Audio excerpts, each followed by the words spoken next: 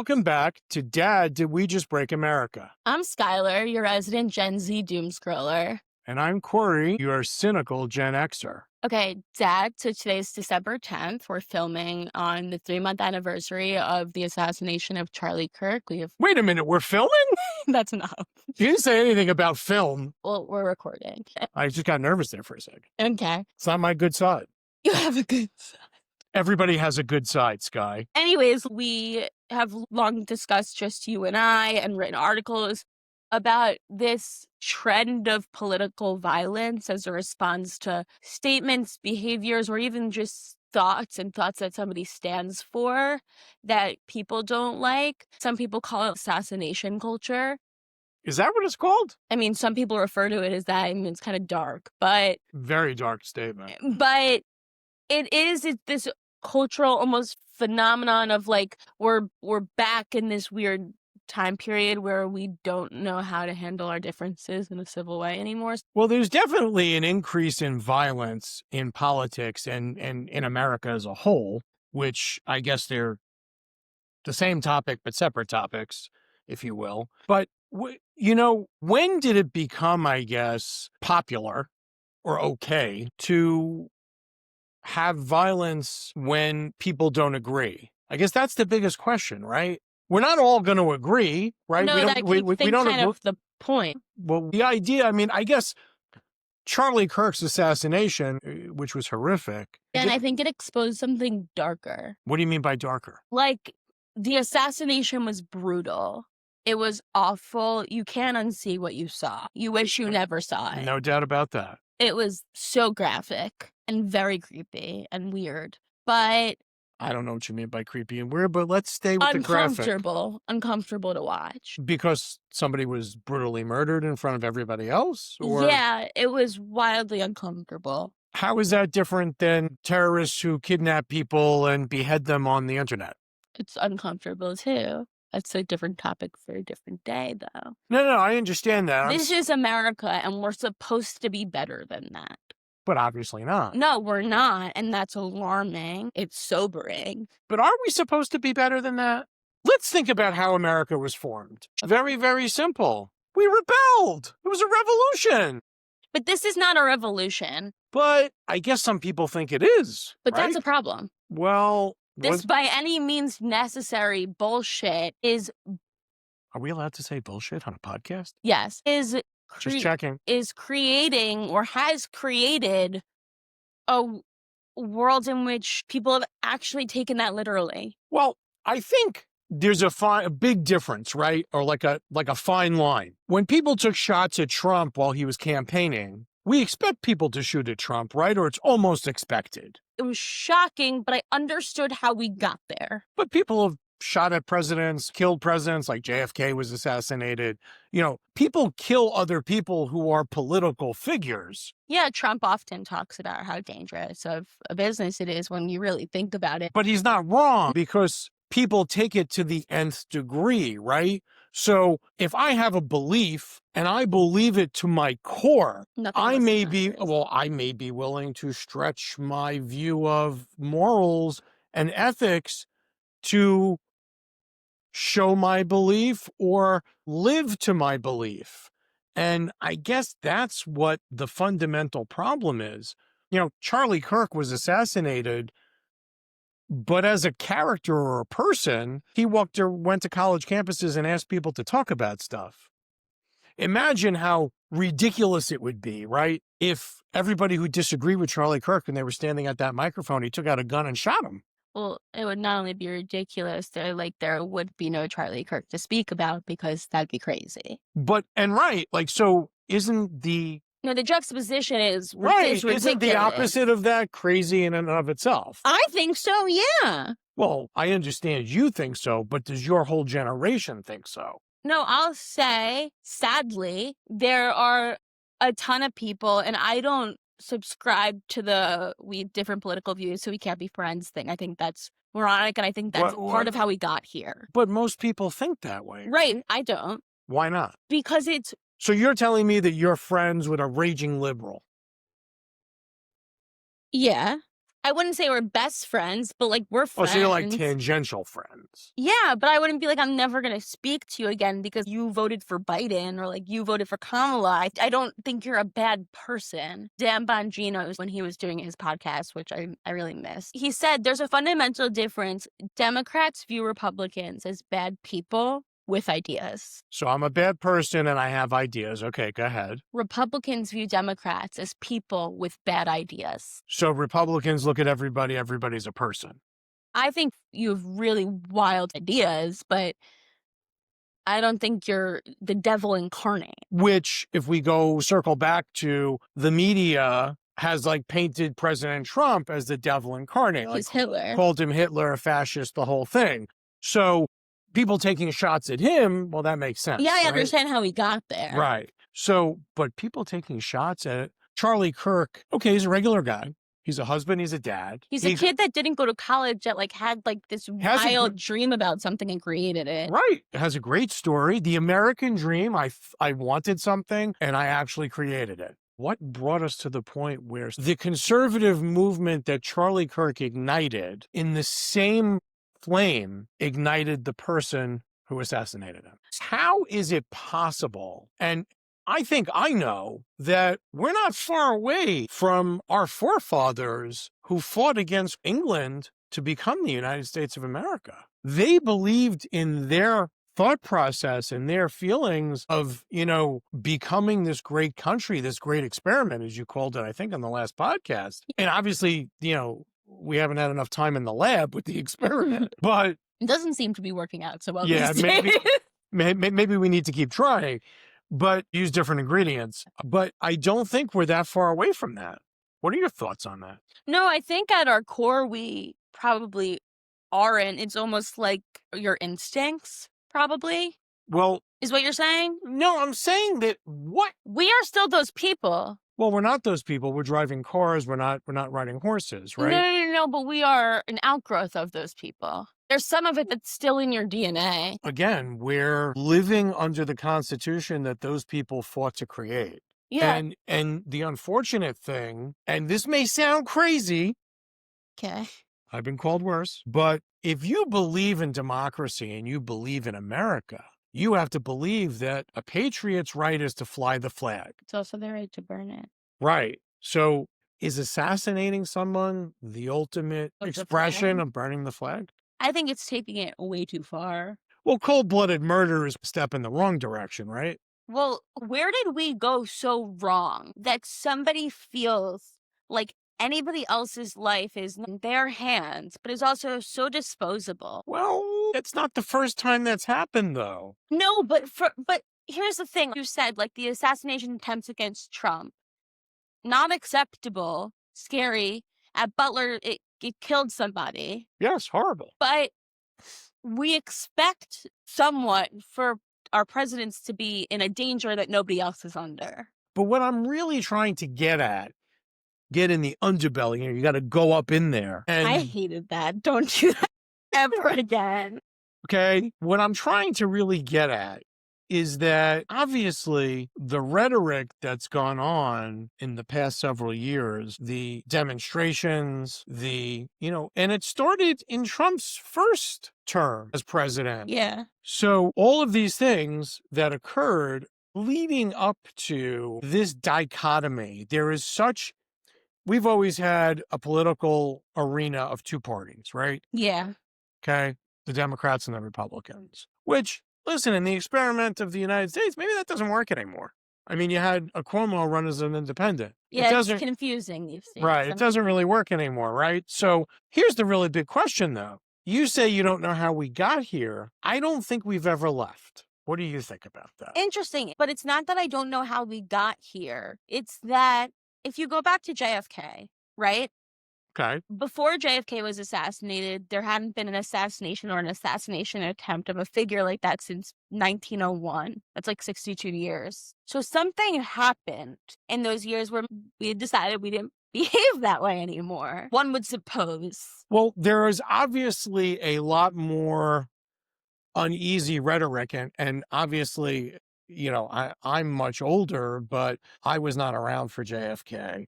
But the whole the dichotomy at that time, I believe, was the feeling of the whole Camelot thing. This young couple with these young little kids who were going to change the world. It scared the crap out of somebody enough that they decided, well, we'd be better off without the guy. So did the same thing happen here, Sky? Somebody tried to kill Trump and they couldn't kill Trump, so they had to kill the person responsible for the ground game, the person responsible for waking up a whole generation of people as conservatives? Yeah, sure. And by the way, that would actually correlate and connect to the theories of JFK and the fact that the assassination plot to kill JFK was actually, at first, many people say, an assassination plot to kill somebody else. And who was that? I don't remember exactly, but somebody else. Well, again, there are 1,000 different reasons why people say JFK was assassinated. Please don't lecture me. No, I'm not going to. I know you're extremely obsessed with the JFK assassination, and I think we should leave that topic here. It's one of the biggest lies we've ever been told as a society. Yes, right up there with Joe Biden was awake during his presidency. But anyway, I saw him at a game the other day. Not physically, but I saw a photo of him, and it was astonishing. Yeah, it's obviously not him. It's the body double. But anyway, going back to the assassination of Charlie Kirk, I think that there's obviously a major reason why Charlie was assassinated. And the only thing that really resonates is this was a force to be reckoned with. Yeah. And it wasn't going to stop. No, it was continuing to get larger and larger. He was continuing to get more and more famous. As somebody that really watched Charlie, and I felt like when I first found him, he was already like this big deal. But then you realize that he was like going and speaking in Korea. And Koreans were like freaking out about Charlie Kirk, who's this guy that's like family has been here since the revolution. You know, it's interesting because, it's obviously a foregone conclusion that had Charlie lived, he probably would have, been elected to office, or he may not have wanted to run, but one assumes that that's the next inevitable thing, right? But the violence in politics and the violence in the world is at an alarming rate and very concerning. It's almost bizarre. What do you mean almost bizarre? Because it feels like there's something in the air. Well, the rhetoric is high, right? There seems to be this underlying tone. There's us, no matter what us you're in, right? Yeah, there's us or there's them. There's us, and then there's them. And unless you're with us, you're disposable. Well, that seems to be the rhetoric, right? And that's really dangerous. Well, it's gotten to a dangerous level, but I'm here to say that I don't think we've ever left that level. It's just been asleep. So we've been like pretending or more civilized. Well, the United States of America has been going around the world for years and instilling its will on other countries, right? Which I think we should maybe stop doing. Well, we've been doing it for a long time. So maybe we're just doing it now at home. There's us, and then there's them.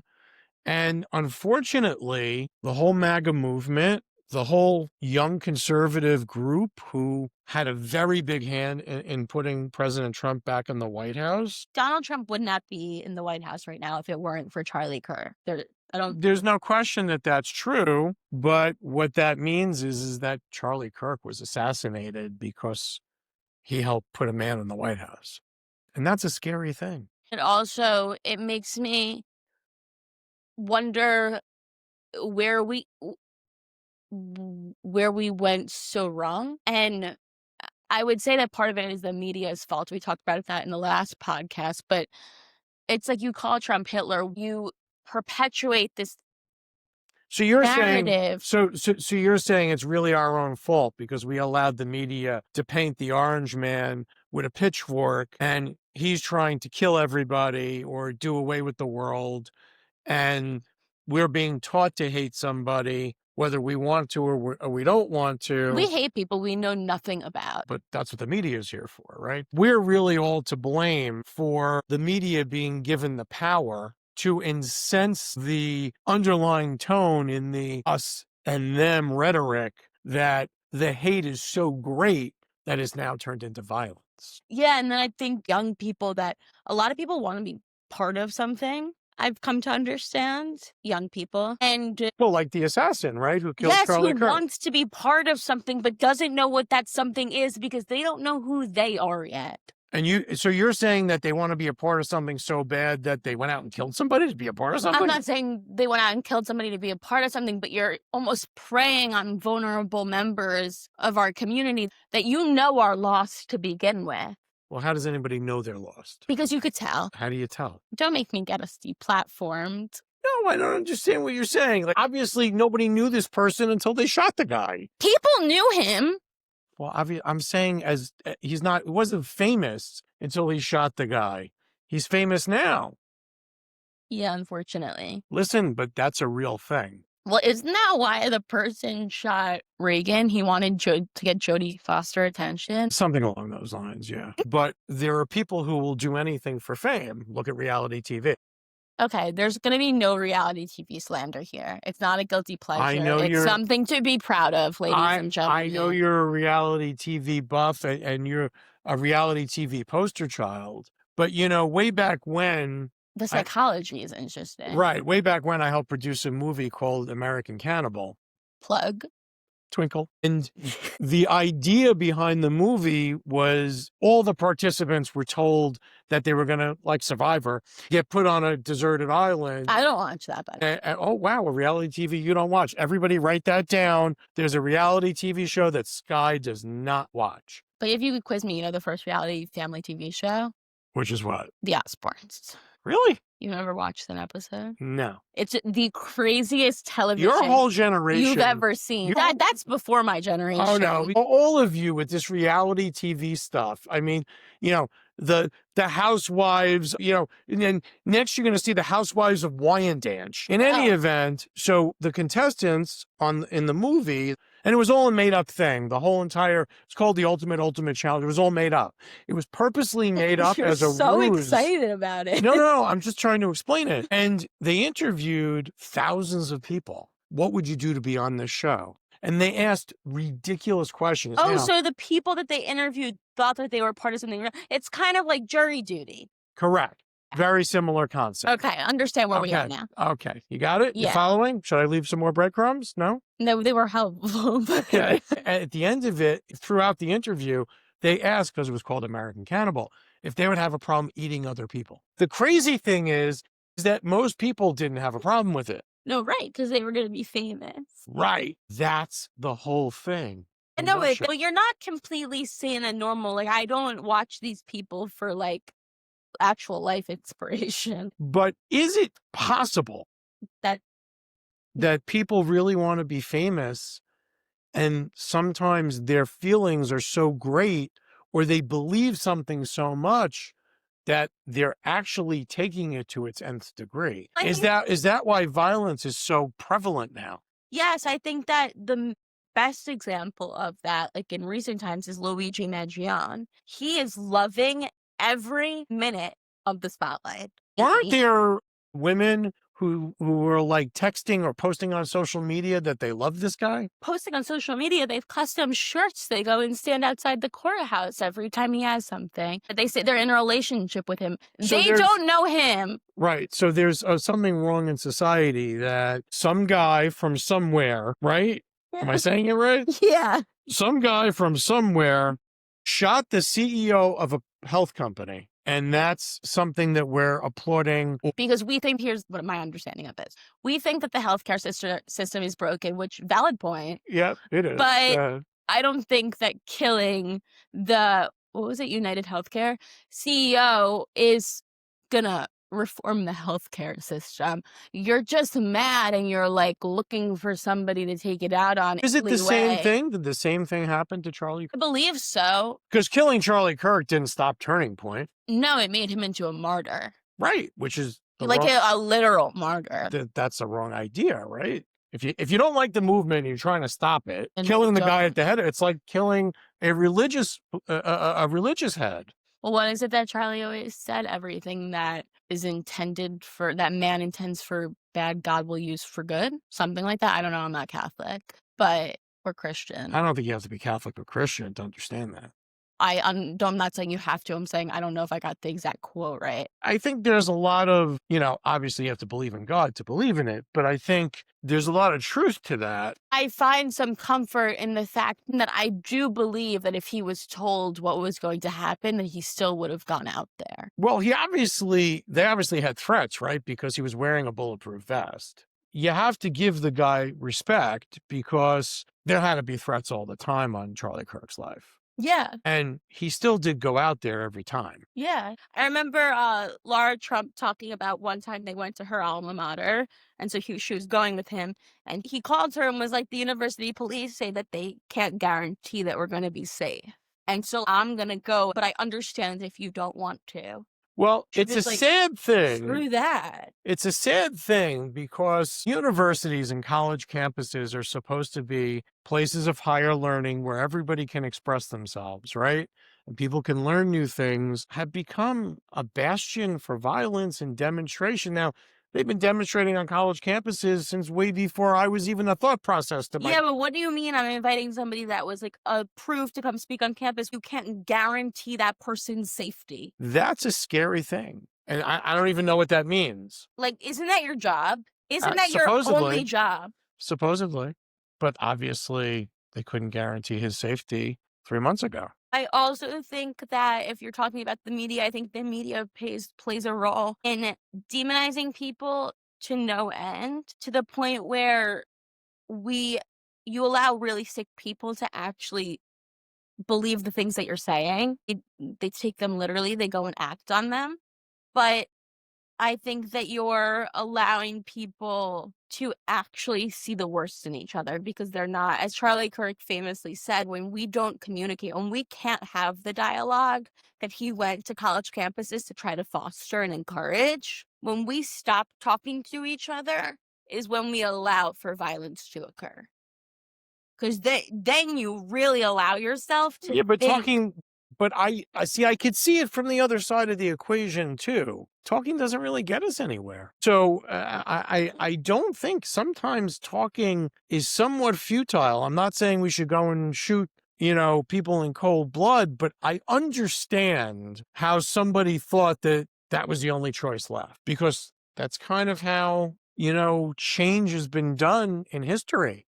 Go back to medieval times, go back to the Crusades. You had countries that are just walking into another country and taking it over. But we don't exist in a world where, we do that.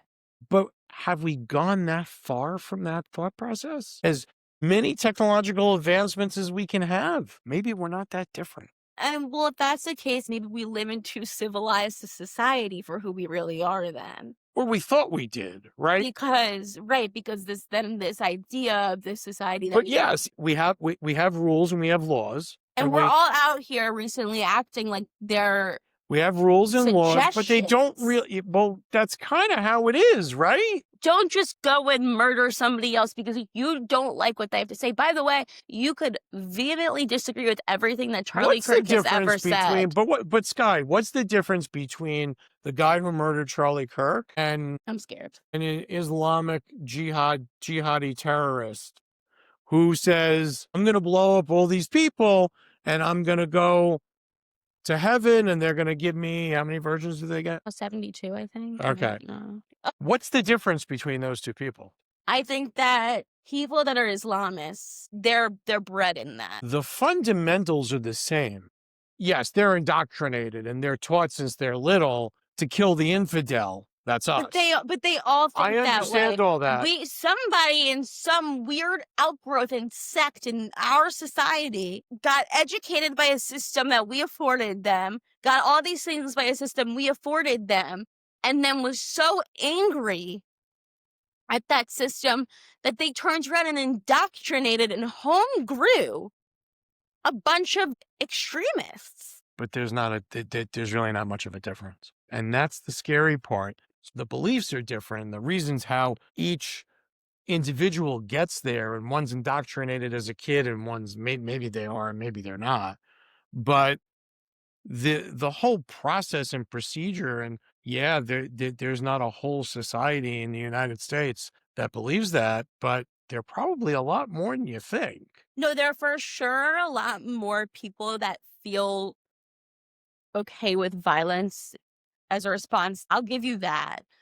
I don't know if it's a response to political viewpoints. I think it's a response to just ideas. Ideas that they find that they don't like, agree with, find I offensive. think it's just for ideas, and they are so frustrated with life for one reason or the other. No, I agree with you. I think that that's different, though. It's not different. That's what caused somebody to shoot a guy on open camera for the rest of the world to see. No, I understand. I'm agreeing with you there. I'm not agreeing that that's like the same thing as Hamas. It's pretty close.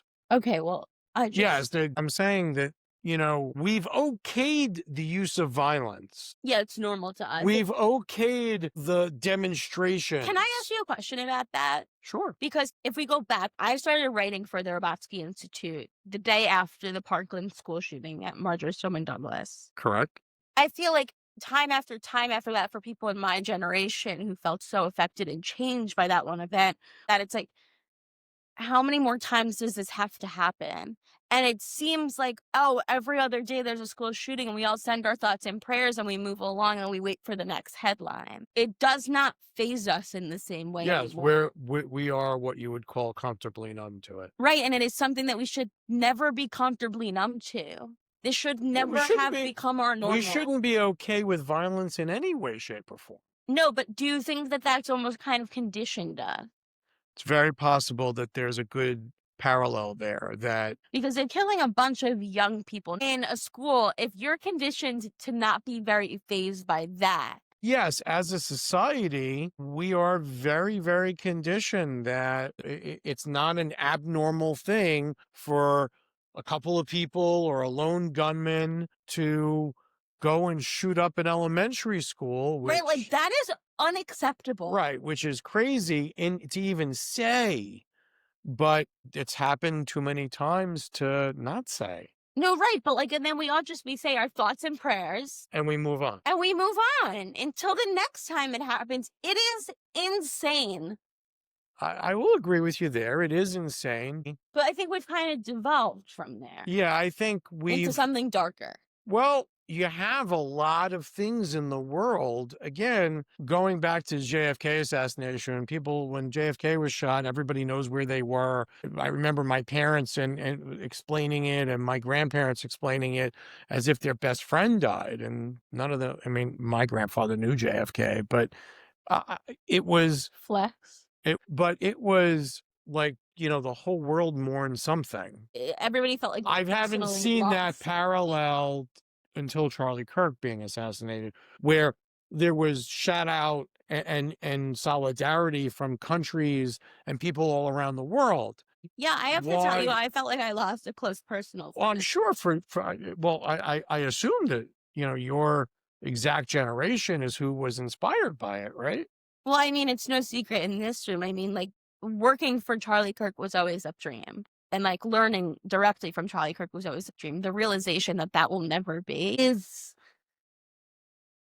sad. No, I get it. I get it.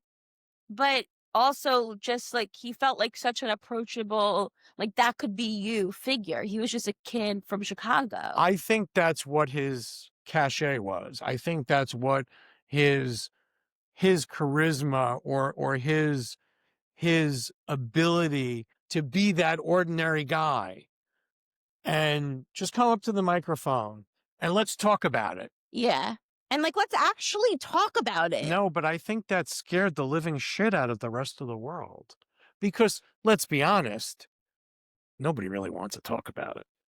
Right? No, they like to talk in circles. That's the issue in a nutshell. And social media, I know I blame social media for everything. Social media creates all this angst, though. Yeah. Everybody either wants what they see on social media, Or they're deeply angry. Yeah, they're angry. I think it also, depending on who you follow and the algorithm, probably creates a warped sense of who somebody is. If the only content that you see about Charlie Kirk is distorted, and so much of what we see today is distorted and like AI and like it's never actually been you said, touch on a really interesting topic, Sky. then you could probably get You really... touch on a really interesting topic. President Trump started to use the term fake news many Yeah. years ago. And, you know, It means something different today.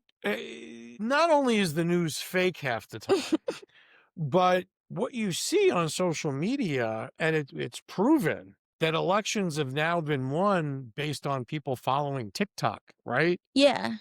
And there are certain people who believe anything they see on TikTok, but half the stuff is fictitious. It's not even real. Well, I think it was like a year or so ago, or a little more than a year ago, Trump was talking about AI. And he was saying somebody showed me an advertisement, and I had no idea if I had actually done that ad. Like, if that was actually me or not. He was like, it was so good, I didn't know if it was me. Correct. And it's not just AI, because we can get into a 17-hour podcast about AI. And that's a very dangerous thing in and to itself. But we clip, we splice, we take people's words out of context. And if that's all you're seeing, it But that's creates a really it- dangerous. Correct. And what if all of that information is being disseminated to people who, just like those soldiers or those settlers who wanted to start their own country, really believe they're doing something good for society? Well, I think, and maybe this is just my belief, but I think on a certain level, you must have to believe or convince yourself that you're doing something good, because how do you, unless you're a sociopath, right? And I don't claim to understand the full psychology. If you're not, and you actually have feeling and are capable of understanding human emotion, right? And not just understanding, but experiencing Well, you're emotion. presupposing that that's true. I'm saying if you're not a sociopath, and I would assume that you have to convince yourself or believe on some level that you are doing something righteous or good, because how else would you be able to do it? Right, because this is not two people who got into an argument in a bar, and the violence just happens to be the the outcome of what occurred, right? This is violence for the sheer purpose of killing somebody. To fundamentally believe that killing Charlie Kirk was the right thing to do and is going to help the world. Either that, or you're completely psychotic and you just want to kill people. And there are people like that also. Some men just want to watch the world burn. Right. But this is not the work of a serial killer. No. This is the work of an individual who set out to stomp out a light that was burning brighter than everybody wanted it to. Yeah, I don't know. That what you just said made me think of, and I don't know what I think about his texts with the roommate. They're a little weird for me. But the alleged conversation between the shooter and his roommate, What do you mean alleged? You don't think that's a real conversation? it's a little weird, no? Look under the keyboard to find the Well, note do I you wrote think it you. or do you feel it? I feel it, actually. It's a little weird. Okay, so this is deep for you. The Okay. conversation's weird. Well, I don't know what you mean by weird. Weird could mean anything. Doesn't feel natural. Doesn't feel like it actually happened that way. So it feels like a setup. It was done And- purposely. Maybe it's code. Yeah, look under the keyboard to see the note. I think he texted and said that it's like some things can't be negotiated or something like that, which, by the way, felt like too deep of a thought. Wow, you really believe it. Well, Most of us don't get up in the morning and go, yeah, you know what? some things can't be negotiated. So I think I'm just going to take out good old so-and-so. The point is that the violence is so deep-seated That you can't see that. into the rhetoric, that the anger and the angst are so deep-seated because the political chasm in this country is so wide and so deep. And it's superseded politics. Everything's political. Correct. Everything is an us and a them. Yeah, and Charlie Kirk is on the wrong side of everything, or was on the wrong side of all of that. Well, he's also a devout religious man. Preached to everybody you should get married and honor your wife and take care of your kids, and you should be honest and truthful. Well, you just upset half the population. I don't know about you, but I think that, and like I said, the actual assassination of Charlie Kirk was brutal. No question. But the response from what we found out, a lot of these people were otherwise normal members of society. You're saying everybody else. There was no the response from people that that we saw on social media. These weren't like some fringe crazy people on the internet saying awful things. These were like widespread normal people. Uh, Oh, you mean you're talking about people's reaction to the yes, assassination? like it wasn't a fringe thing. Well, I think that's the outgrowth, right? It was Of the craziest thing I've ever seen. that's part of the outgrowth. So now we used to call this back in my days in finance, email muscles. People used to talk mad shit on an email. Like everybody behind the screen is like Right. As they would have lots to say. Then when you get them on the phone or you met them in person. But here, I think, people don't think about what they say half the No, time. people feel really comfortable about saying things on social media that, like, everyone, please, nobody needs to know how you're really feeling. And it does scrape across. That's the underbelly of what society really thinks. Yeah, I think that was almost And that's more alarming. Yeah, that's more alarming than the assassination, right? Because one person, or if he worked with other people, but one person took somebody's life. Thousands and thousands of other people came out and co-signed it. Yes. He deserved it. He knew what the risk was. Uh, all of those things that were said, and one's worse than the next. And if you feel that way, aren't you embarrassed to share that publicly? No, because the social moray of not saying what you're really thinking doesn't exist. Doesn't really exist anymore. Social media, texting, DM me, bruh. Okay, all those Never things, again. all those things has removed all the, you used to love to go to bowl where they had the bumpers. Yeah. Okay. No bumpers. Okay. There's no more bumpers. Yeah, and People you know just what? say whatever's on their mind. You know what? That's actually interesting because famously in our like personal lives, I'm pretty unfiltered. No, you don't say. But I guess I don't have that. There are things that I'll say in the comfort of our home that I would never dream of putting out there for random people to read because that's nuts. Well, there's two parts to it, I think. Okay. Like, that's crazy. Okay, me. There's two parts to it. There are two parts to it. Yeah. The first part is the inability to keep your mouth closed, right? Yeah. The second part is there's something wrong with society where we think it's okay to judge everybody and we think it's okay to say whatever we think. It's not my right to tell you, as another human being inhabiting the planet, that what you're doing in your life or what happened is right, wrong, or indifferent. No, and by the way, I don't want to be the judge, jury, and the executioner.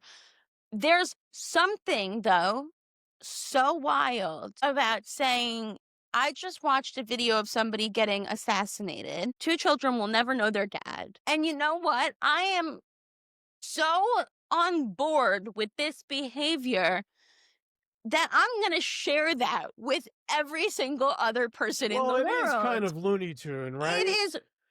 I'm reading these. I'm like, we should bring back. We should institutionalize people again because there is a whole other something. topic No, there's that, something wrong with that. We've closed all the institutions, and that's part of the problem. But they're still running. Nevertheless, nevertheless, yes, the inmates are running the asylum. The problem here is that we comment on everything on social media. So why not this? It's the same thing. I'm going to guarantee you that half those people didn't even realize, wait a minute, maybe I shouldn't have said that. That's nuts. By the time the words came out onto the page, it was too late. You can't put the milk back in the bottle. You already said it.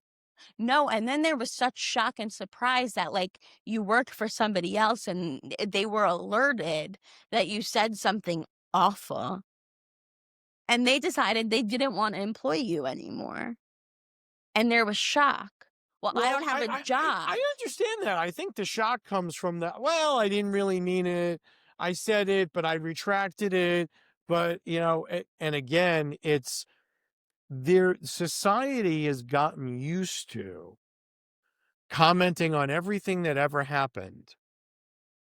And that's part of the problem. Part of the problem is we judge everybody for everything, whether it's our right to or not. Yeah, you know what just occurred to me just now that's kind of interesting is that the very people who really brought about cancel culture and were ready to cancel anybody decided that they were being canceled when they lost their jobs for saying something that, you're not being canceled. That's just vile. There's no question. It's your right to say it, and it's my right to not employ you. But again, freedom of speech. Right, but that's their freedom too. Freedom of speech, and I have the right to say, hey, I thought you shooting that guy was the best thing I've ever seen. He deserved it, or I hated him. He gets what he deserves. Right, and the person that employs you has the right to say that. Wait a minute, you can't really say that. We don't want that sentiment out there, so you're gone. Goodbye and good luck. Right. And you have to take both together because that's what freedom really is. Yeah. I have to, as much as I think there's something severely wrong with anybody who promotes violence and anybody who says it's okay for what happened to Mr. Kirk. You call him Charlie. Charlie, as much as I think it's horrible and disgusting, I accept the fact that people are allowed to say whatever they want because that's what real freedom of speech is. And the Constitution protects that. Doesn't mean I have to go along with it or I have to like it. No, but let me ask you a question because I agree with that. But when do you, because it occurred to me, honestly, somewhere along the line after, and I was a big viewer, listener, watcher of the Charlie Kirk show. Still am. It's still going. But no, I knew that. Oh, okay. I didn't know. What do you think? I'm just older. I'm so out of touch. I didn't know you knew the Charlie Kirk show. Gee, not that old. But it's somewhere along the lines in the days, weeks after, occurred to me that maybe Charlie Kirk, after the assassination attempts against Trump, was the only one who really was like, pump the brakes here. You think this is bad? It could get so much worse. This is really dangerous. People are going to die. And sure enough, he did. Scary, sobering, weird, creepy, no? I think that maybe he understood and he tried to warn us. Well, I think in a lot of ways he did. And I think there have been others that have too. But I think in a lot of ways, in some of the stuff that you and I have watched together, and some of the stuff that I've watched on my own, because I have watched some Charlie Kirk stuff on my own. I'm so proud. Just to get an understanding of it. And yeah, there's no question that he did try to warn society about a lot of things. And that's probably why he's dead. So Skylar, did we break America this week? I don't think so. I think we're trying to hold it together. Are we doing a good job of that? I don't know if I can determine that. Well, I think we agree on that also. I don't know about trying to hold it together. I think we're very broken here. I think the violence, the discord, the anti-everything. Yeah, just like let it all burn to the ground, it feels like. I think that's got to stop or we're headed for the abyss. Yeah, nothing good could come from this. It feels like it can't get worse, but it continues to get worse. Just when you thought it was safe to go back in the water. Thank you so much for listening. As always, follow everything on the Ribotsky Institute and contact us. Tell us what you want to hear about.